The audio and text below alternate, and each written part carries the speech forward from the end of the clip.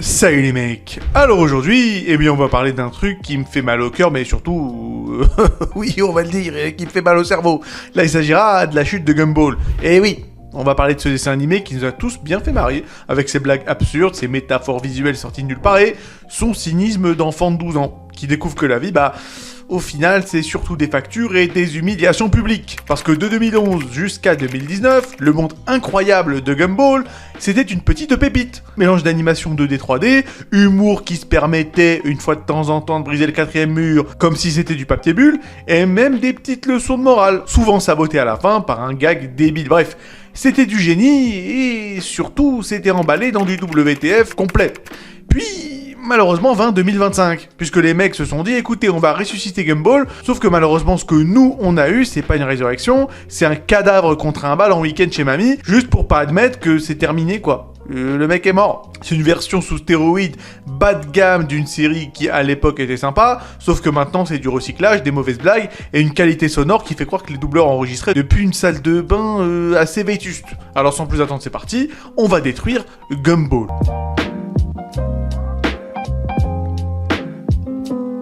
Bon, déjà, avant de détruire quoi que ce soit, on va parler de ce qu'on pourrait appeler l'âge d'or de Gumball. Parce que, à la base, Gumball, c'est pas juste un cartoon. C'était une masterclass dans l'art de transformer le banal en cauchemar surréaliste. Que ce soit de tenter de rendre un DVD, puisque à la fin ça finit en cavale digne de Fast and Furious, mais avec 25 $ de dette. Et même si tu te plains de ton mari glandeur, à la fin t'as un épisode entier sur les regrets existentiels et la théorie du multivers. Et le génie de la série Gumball, c'était ça, prendre un petit problème du quotidien et le gonfler jusqu'à l'absurde, sans jamais perdre l'équilibre entre humour enfantin et satire sociale. Et surtout, chaque perso avait une personnalité cohérente. Darwin, c'était la conscience morale, Nicole, c'était l'âme surmenée de la famille de Gumball, Richard, c'est un bulot avec une carte d'identité, mais ça marchait. C'était un mélange improbable entre les Monty Python et la cour de récré, avec un petit saupoudré de Rick et Morty, et avec en bonus une critique discrète de la société de consommation, du capitalisme et des réseaux sociaux. Et le tout sans jamais nous donner l'impression d'être coincé dans une conférence TEDx. Parce que, encore une fois, avant de parler de la chute, faut rappeler pourquoi The Amazing World of Gumball marchait si bien. Parce que c'était pas juste une série qui mélange 2D 3D et mon cul sur la commode, sans parler des pâtes à modeler, des photos découpées façon collage, des colliers insomniaques. Non, le vrai génie de la série, c'était l'équilibre parfait entre le n'importe quoi complet et la logique interne, qui, elle, gardait toujours le cap. En tout cas, avant 2025. Si on prend par exemple l'épisode du DVD, donc le tout premier épisode, l'intrigue de départ, c'est deux gamins qui ont bousillé un CD et qui doivent payer 25 $. Donc en temps normal, ça ferait juste un sketch de 3 minutes, et voilà, basta, et tout le monde rentre chez soi. Sauf que dans Gumball, c'est une véritable épopée, qui passe par le mensonge, les tentatives de mendicité, les expériences scientifiques ratées, la piraterie informatique, et la création d'un faux film tourné dans le jardin, et le tout pour finir sur une dette qui explose à 700 $. Donc on commence petit, et on finit avec un chaos hilarant, et pourtant parfaitement cohérent dans son absurdité totale. Ou, autre épisode, il y a The Choices, donc dans la saison 5, où Nicole regrette sa vie, et l'épisode part en multivers introspectif. Elle aurait pu finir comme tueuse ninja, épouse modèle, ou même carrément morte, et au lieu de faire une leçon gnangnan, la série préfère assumer le délire, tout en te collant une claque émotionnelle. Malgré la galère, elle aime sa famille telle qu'elle est. Et c'est ça, Gumball. C'est une larme coincée entre deux fous rires. Et surtout, chaque perso était solide, je l'ai déjà dit. Gumball, c'est le chaos en short bleu, Darwin la conscience morale, Nicole la colonne vertébrale, Richard le père, un peu indice glycémique, ce gros porc, mais jamais vraiment méchant. Bref, voilà, tout le comique venait du contraste de tous ces archétypes, mis dans des situations improbables. Et tu pouvais rire à gorge déployée, et comme 2 secondes plus tard, te prendre une mini satire sociale dans la gueule sur le consumérisme, l'école, ou la famille nucléaire moderne, bref. Vous l'aurez compris, l'absurde avait un cerveau, et ce cerveau, c'était Gumball. Mais bon, malheureusement, la saison 7 arrive en 2025. Déjà, le titre change, puisque là, il s'agit plus du merveilleux monde de Gumball ou je sais pas quoi. Là, il s'agira donc du Wonderfully Weird World of Gumball. Déjà que mon accent full seum, alors en plus, les épisodes, c'est la cata. Donc ça recycle des intrigues entières de l'ancienne série, mais en moins drôle. Exemple, un gag sur la malbouffe. Bah c'est déjà fait en fait. Bah sauf qu'avant c'était juste une satire de la société de consommation et maintenant c'est juste un burger qui parle et qui te chante pendant 2 minutes que les riches sont pas très gentils. Bah merci Karl Marx, on n'avait pas capté. Et le pire, c'est que l'épisode est censé être une critique d'Elon Musk. Et plutôt que de taper là où ça fait mal, c'est-à-dire ces délires de fusée qui pètent en plein vol ou ces tweets qui donnent envie de lui couper internet, bah non, ça le transforme juste en burger maléfique qui contrôle la nourriture. Non mais c'est de la connerie, les amis. C'est pas du Kojima, c'est du Kojira. Le mec écrit comme un vieux rat coincé dans un McDo. Qu'est-ce que c'est que cette merde? Enfin voilà, le premier symptôme de la chute de Gumball, c'est ce qu'on pourrait appeler le syndrome du micro-ondes.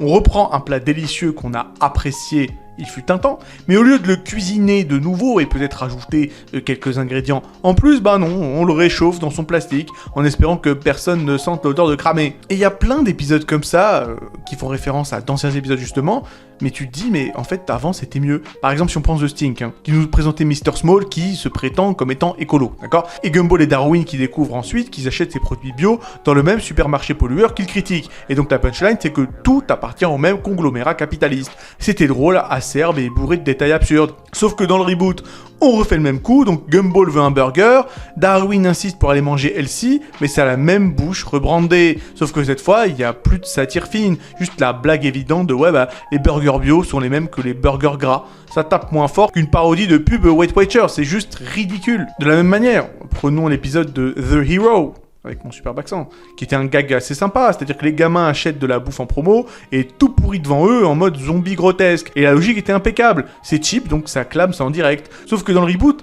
l'avocat acheté au rayon bio se décompose en poussière 3 secondes après. Pourquoi? Parce que le scénariste avait juste besoin de lancer la scène suivante. Pas de logique, pas de crescendo, l'absurde est devenu un Deus Ex avocata. Voilà, c'est assez triste. Et en fait, le problème global avec la nouvelle série, c'est que même dans le Gumball original, quand effectivement il leur arrivait de recycler des idées, en fait, au-delà du recyclage, c'était la réinvention. C'était pas comme dans mes vidéos, où je prends toutes mes anciennes vidéos et je les mets bout à bout pour en former de nouvelles, histoire de récupérer un peu plus de YouTube monnaie. Enfin, je veux dire, à l'époque, c'était quand même mieux que ça, tout de même.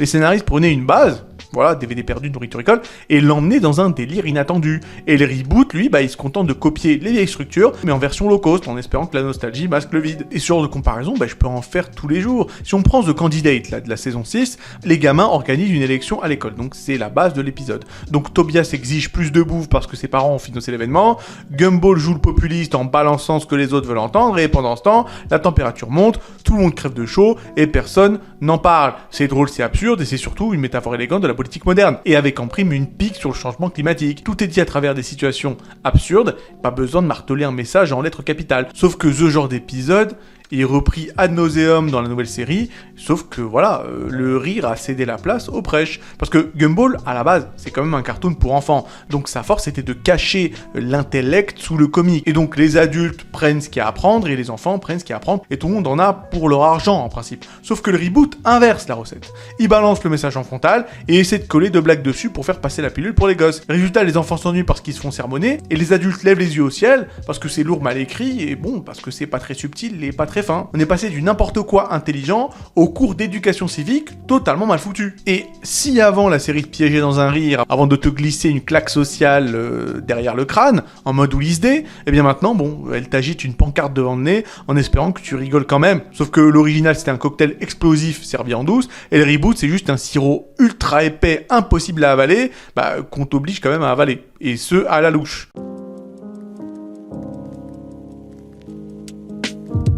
Et en plus de tout ça, faut aussi comprendre qu'au-delà de l'aspect des thèmes de la série et du propos engagé qui peut être intéressant, ce qui faisait que Gumball fonctionnait si bien à l'époque et à l'origine, c'était pas, encore une fois, seulement pour son humour visuel ou ses intrigues délirantes, c'était aussi parce que chaque personnage avait une boussole interne claire. Tu pouvais balancer Richard, Darwin ou Nicole dans n'importe quelle situation absurde, leur réaction restait logique avec leur caractère. C'était ce contraste entre personnalité fixe et monde totalement fou qui faisait la magie de Gumball. Sauf que le reboot, lui, il a totalement dynamité tout ça. Les persos sont devenus des coquilles vides, qu'on plie selon la blague du moment, un peu comme des roseaux, quoi. Et résultat, il y a plus vraiment de cohérence, il y a plus vraiment d'attachement, il y a juste du bruit. Maintenant, au niveau des cas par cas, on va commencer avec Darwin, qui à la base était une conscience morale, sauf que maintenant, c'est Gumball 2.0. Parce que dans la série originale, Darwin, c'était quand même la petite voix de la raison. C'était le gars qui disait Ce serait quand même pas mal Gumball qu'on assume nos conneries pour une fois. Bon, il était toujours ignoré, mais essentiel pour contrebalancer à la folie de son frère. Par exemple, dans l'épisode The Saint de la saison 3, il refuse de participer au combat de Gumball contre Alan. Donc c'est quand même le mec qui essaie effectivement de poser ses pieds par terre. Bon, évidemment, Gumball ne le suit jamais, mais vous avez compris. Sauf que dans le reboot, Darwin devient aussi irresponsable que Gumball. Il part dans les mêmes délires et sans le moindre recul. Et résultat, au lieu d'avoir un duo comique équilibré, Chaos versus Raison, on a deux clowns qui se marchent sur les pieds. C'est comme si Laurel et Hardy avaient décidé de devenir Laurel et Laurel. Il n'y a plus de complémentarité, c'est deux persos qui sont identiques quasiment.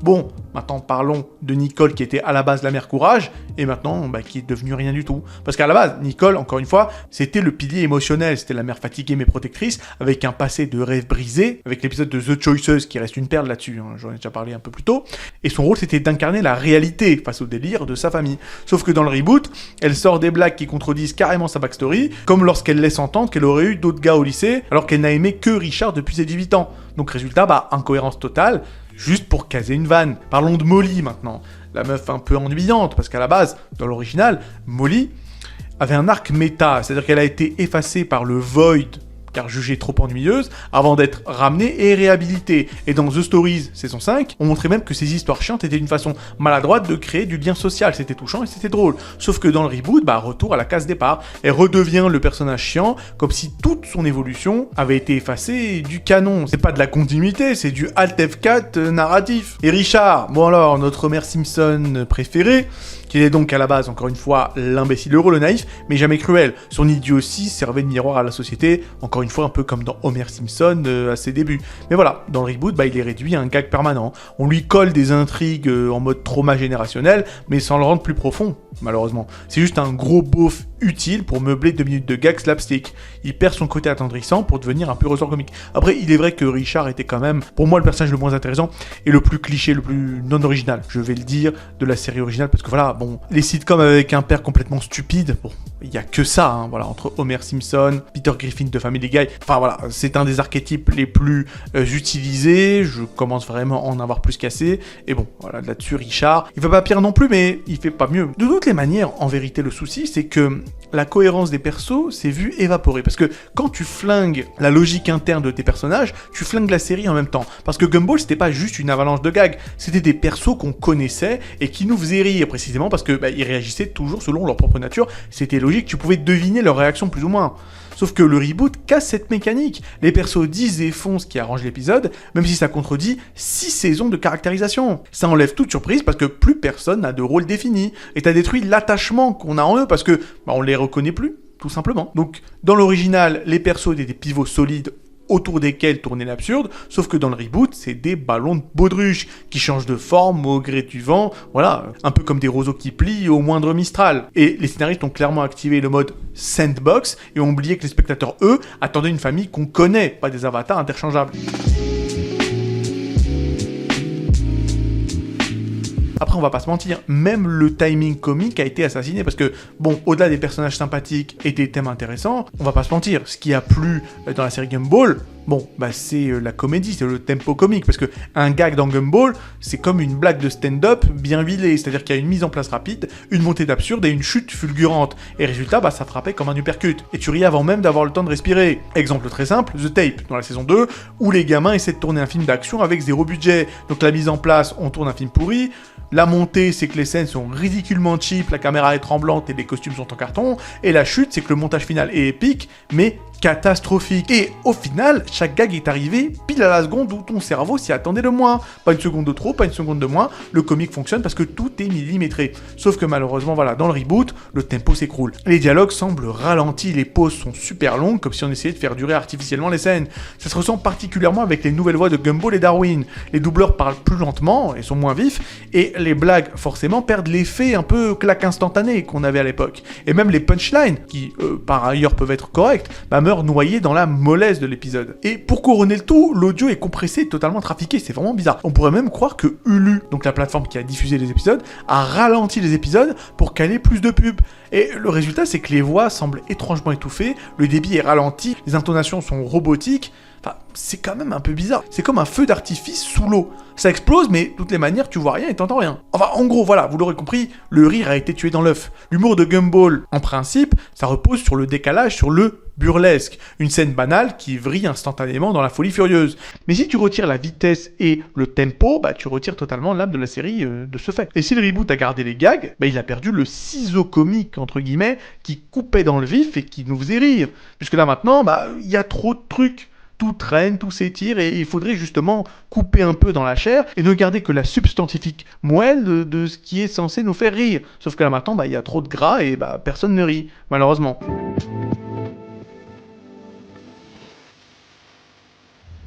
Et en plus de tout ça, on va aussi parler d'un truc dont j'aime pas trop parler en termes généraux, mais faut quand même le souligner, la technique est quand même dégueulasse, parce que l'original de Gumball brillait par son écriture, mais il envoyait aussi du lourd visuellement et auditivement. C'est quand même la seule série capable de te mélanger des persos 2D dessinés au feutre, un décor photoréaliste de banlieue, des nuages en images de synthèse, une banane qui parle en stop motion. Enfin, c'était pas juste un patchwork, c'était de la signature. Et côté son, encore une fois, chaque voix claquait comme un instrument dans une fanfare. Même Richard, avec son ton de gros nounours demeuré, il sonnait juste. Sauf que là, voilà, vous l'aurez compris, c'est devenu dégueulasse. Parce que là, les textures sont beaucoup moins détaillées. Par exemple, Tina la T-Rex, qui ressemble à un skin Fortnite qui n'a pas fini de charger. Les mouvements paraissent rigides, beaucoup moins élastiques. Les gags visuels sont beaucoup plus pauvres. Fini des explosions style au service de la vanne, place à des scènes qui semblent être animées à la chaîne. Et si à l'époque, tu te disais, ah ouais, ils ont osé animer ça comme un collage d'école primaire, mais là, tu te dis juste, ok, ils ont oublié de finir le rendu, il n'y a pas d'autre explication. Et en gros, vous l'aurez compris, la forme flingue le fond. Alors qu'en plus le fond est pas terrible, ça on en a parlé parce que au-delà de l'écriture faiblard, qui aurait pu d'ailleurs être sauvée par un rythme visuel ou sonore impeccable, sauf qu'il y a rien du tout. L'écriture est éclatée, la technique est éclatée aussi, donc c'est le double chaos. Les blagues tombent à plat parce que le son est dégueu et les personnages perdent leur charme parce que l'animation est fadasse. Donc voilà, on peut le dire, j'aime pas trop cette phrase mais oui c'était mieux avant.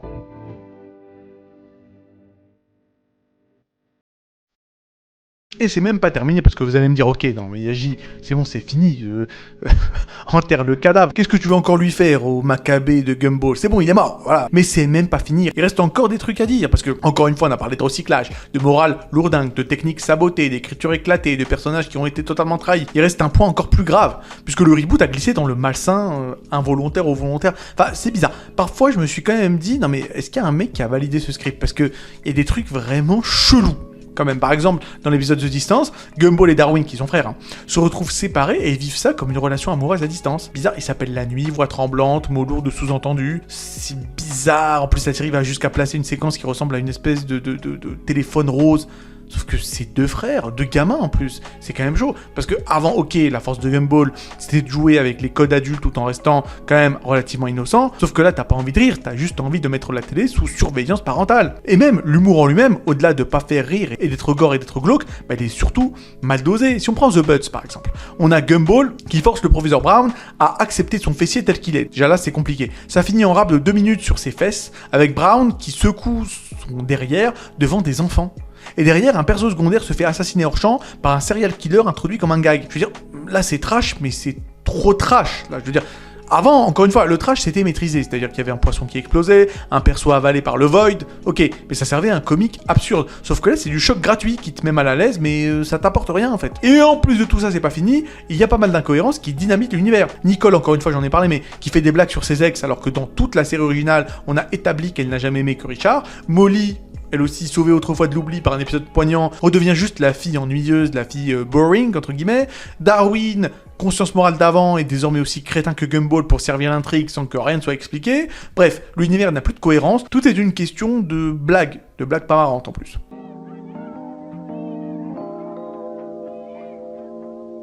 Bref, vous l'aurez compris, et là on va faire le bilan final.